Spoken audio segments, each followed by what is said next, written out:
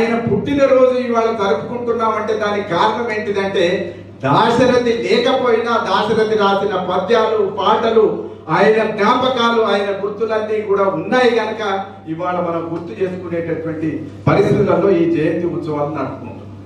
ఉంటే ఇవాళకి 99 ఏళ్ళు పూర్తి చేసుకొని 100 సంవత్సరంలో అడుగుపెట్టినటువంటి రోజు కాబట్టి ఈ సంవత్సర కాలం అంతా కూడా రాష్ట్రం అంతా అవసరమైతే 2 తెలుగు రాష్ట్రాల్లో కూడా దాశరథి పేరు మీద ఈ శత జయంతి ఉత్సవాలు జరుపుకునేటటువంటి ఒక ప్రయత్నం చేస్తూ ఉన్నాం.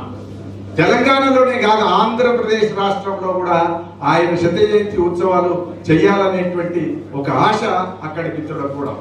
ఎందుకు ఒక దాశరథి కృష్ణమాచారి అనేటువంటి ఒక వ్యక్తి యొక్క శత జయంతిని ఇంత ఘనంగా జరుపుకోవాలి అంటే ఆయన అందరిలాగా మామూలుగా ఉండేటటువంటి మనిషి కాదు, మామూలుగా ఉండేటటువంటి కవి కూడా కాదు. కవిత్వం